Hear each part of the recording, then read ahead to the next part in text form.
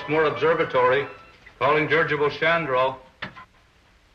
Westmore Observatory, calling dirigible Chandro.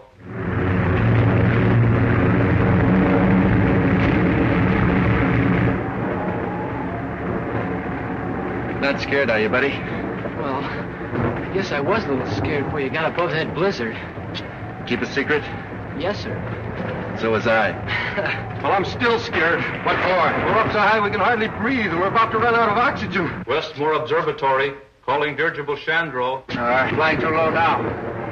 Think on any more ice and snow. Calling dirigible Chandro. Westmore Observatory, calling dirigible Chandro. Good, they finally found us. Great, and take the controls.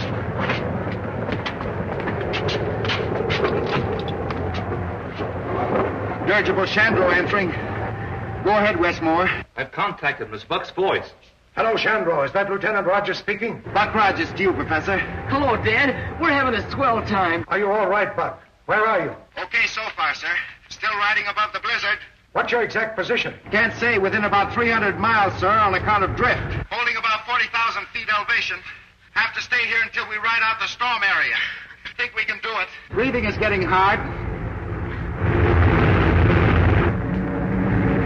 Running low on oxygen, sir. I'm going to drop down a couple of thousand feet. I've got to have air.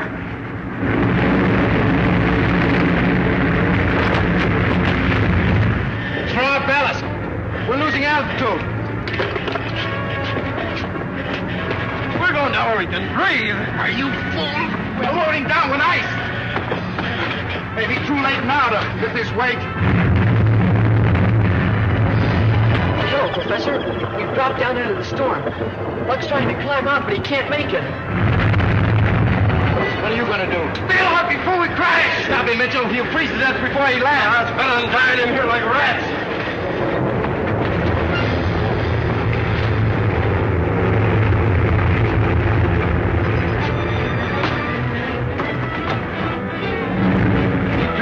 Any chance for them, Professor?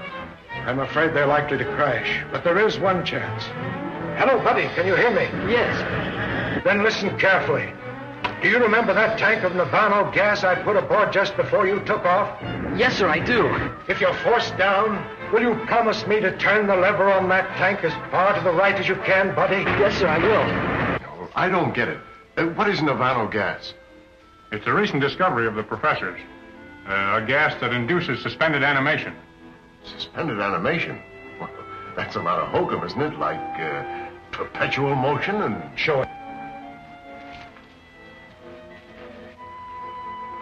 You see that dog? He's been in there nearly 3 months.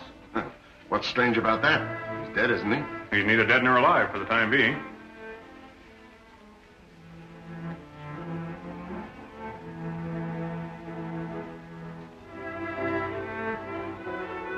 What do you expect the dog to do? Come to life?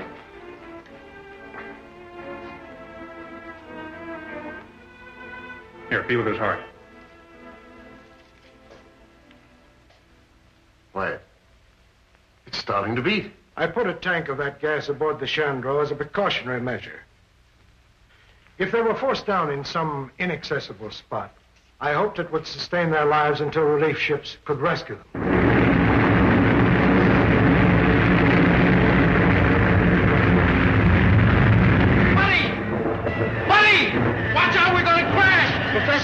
Professor! What is it, buddy? Buck says we're gonna crash. Goodbye, Dad.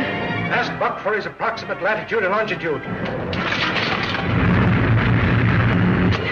Buck, Professor Morgan wants to know your approximate latitude.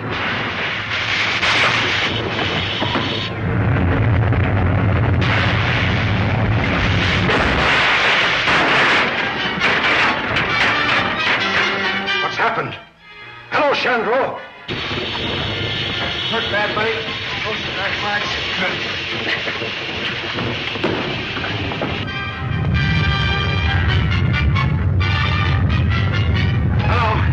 Hello. Chandro just crashed. Give me your latitude and longitude, and turn on the Navano gas. Gas is turned on, sir. Latitude about 70 north, sir. Longitude.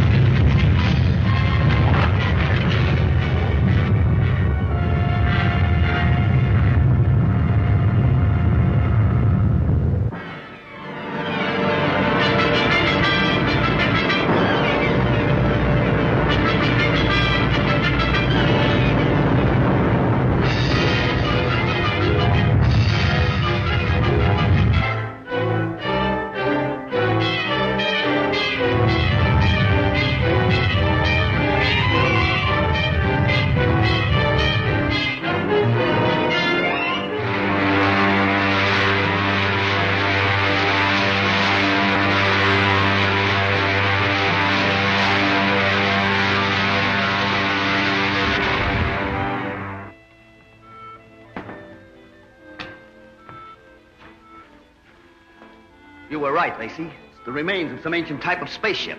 Wonder why we never saw it before. I've flown over this place 100 times. It's probably covered with ice most of the year.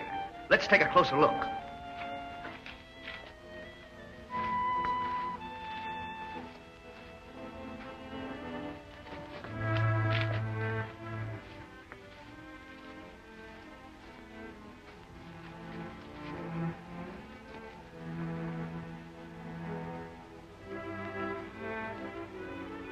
We'll use our disintegrator pistols.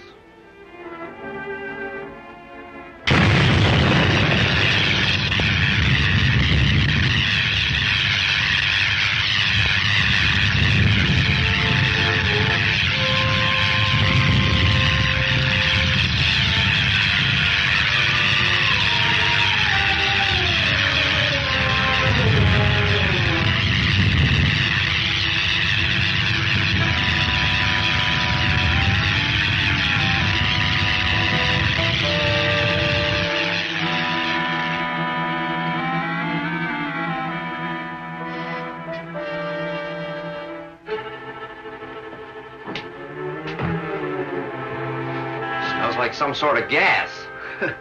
Certainly is an antique.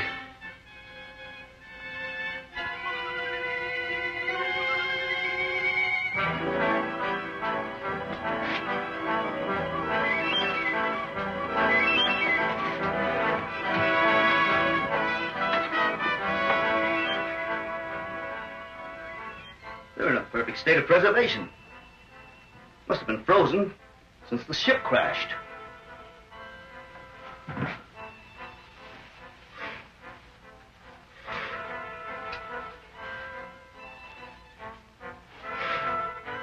That's strange.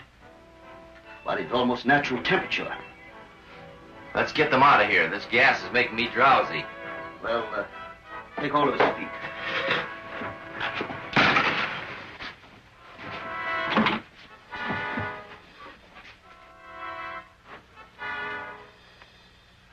Why, he's alive.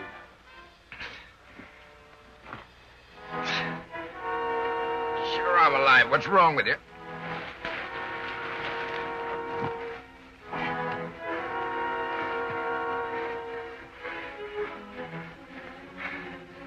It's a funny-looking uniform. Buddy. Yeah. Buddy, step out of it. He's all right. Professor Morgan's gas sure did the trick. How long have you been looking for us? Why, we weren't looking for you. Well, that doesn't make any difference. You found us anyway. I think we'd better take him to Professor Cure. Our patrol ship is beyond that point of rocks. Now, wait a minute. March.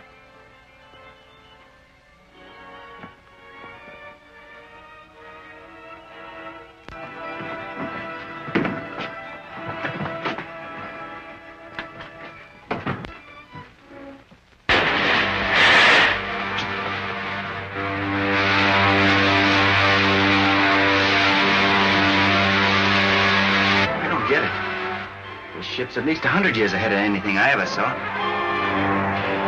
I wonder how fast we're going. About 1,000 miles an hour at least. Polar Patrol, calling Operations Office. Polar Patrol, calling Operations Office. Operations Office.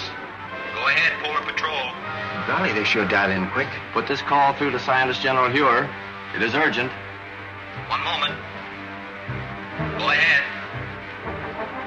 Captain Rankin speaking. We're approaching the city with 2 prisoners found in a dirigible. A dirigible? That's impossible. Such ships haven't been used since the 20th century. 20th century? What does he mean? I don't know. The ship was frozen on the tip of Bering Glacier. Prisoners were in a state of suspended animation when we found them. Bring them directly to me when you land. That is all.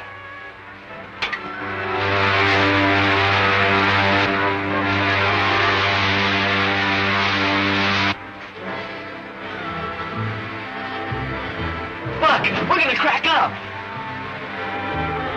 No, look, buddy.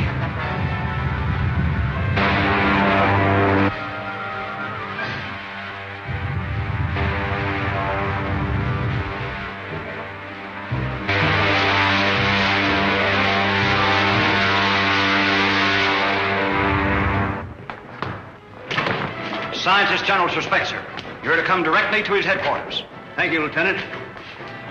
Come along, men.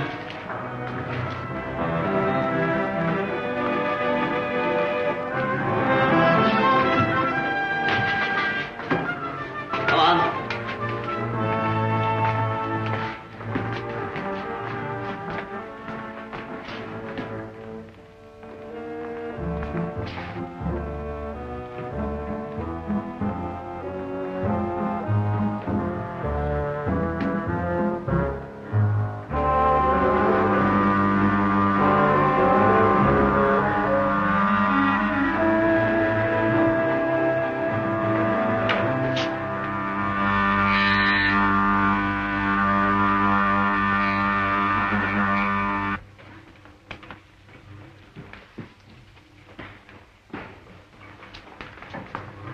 Professor Ure.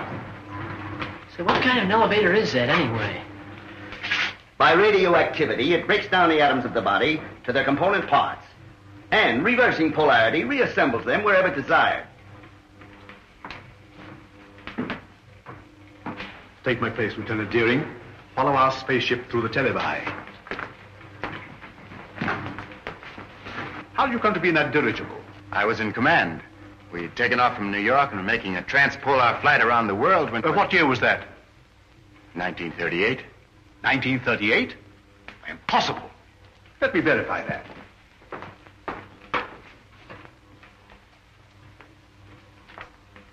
(1938). There was such an expedition. Your name, please. Buck Rogers. Lieutenant Rogers officially. And yours, my boy? My name is George Wade, but I'm usually called Buddy. Nirvana gas. That explains it then. Rankin, we are witnesses to a scientific miracle. By means of a gas discovered by Professor Morgan, these two people have remained in a state of suspended animation for 500 years. 500 years? That makes me old enough to be my own great-grandfather. But, Professor Ure, that's impossible, sir. Dr. Ure, Killer Kane has captured another of our pilots.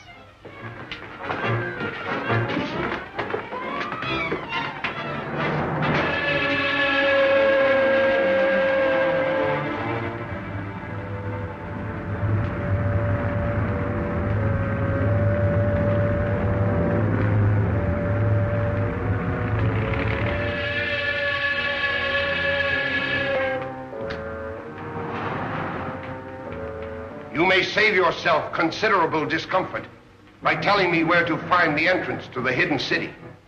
I do not remember. I think I know a way to make you remember.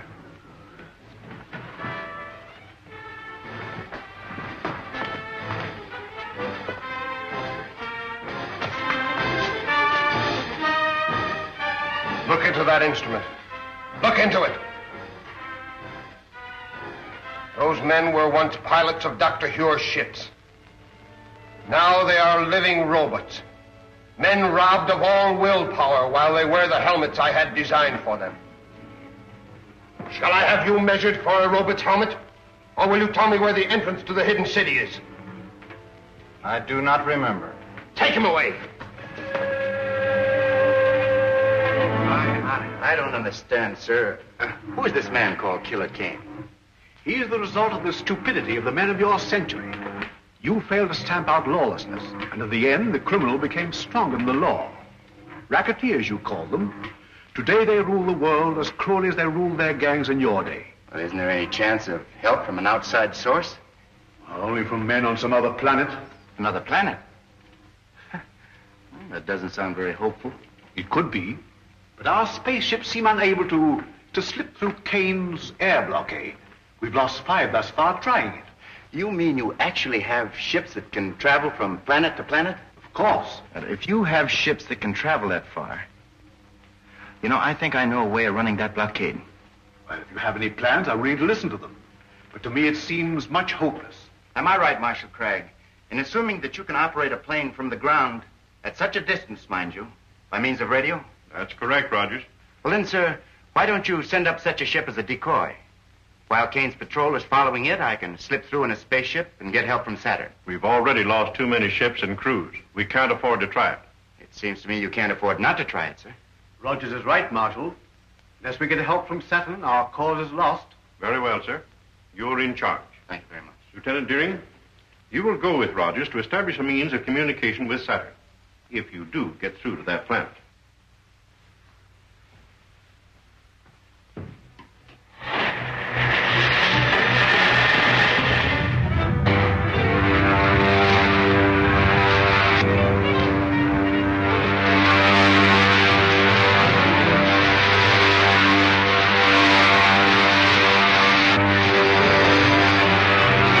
Look, another one of their spaceships.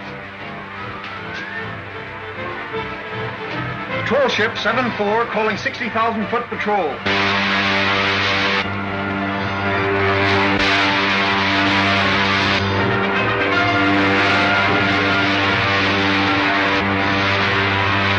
Shall I lay our course directly for Saturn now, Buck? May as well. Hey, Buck, look. They fell for it, all right. How can they fly that spaceship with no one in it? We can direct all the aircraft from the control room until they reach the outer atmosphere.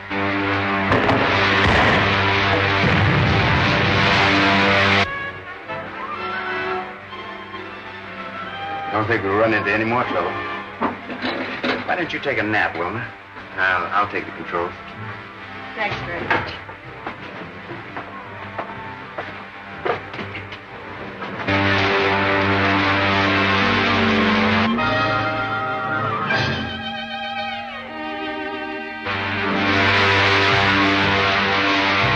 Hey, Buck, what's that up ahead? Looks like a gray wall. That's the outer atmosphere of Saturn, buddy. It's 10 times denser than the air around the Earth.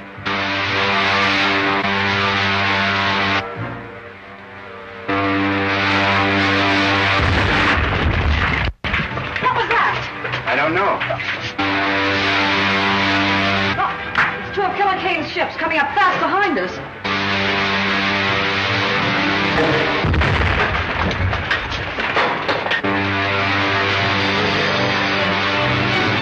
Retard your speed to 1/2. If we do, they'll get away from us. Don't worry about that. They'll either have to slow down or go up in smoke. Retarding rockets. If we enter that atmosphere at this rate of speed, the friction will bring us to a crisp. Look, they smashed the rockets. I can't fire them.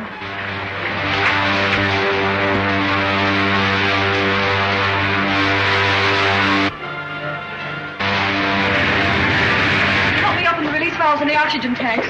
If they explode, we'll be blown to atoms. Buddy, take the controls. The portholes are giving way, Buck. That's no use. The heat has melted the valve heads. Move, buddy. There's only one hope for us. Climb above this atmosphere back into outer space.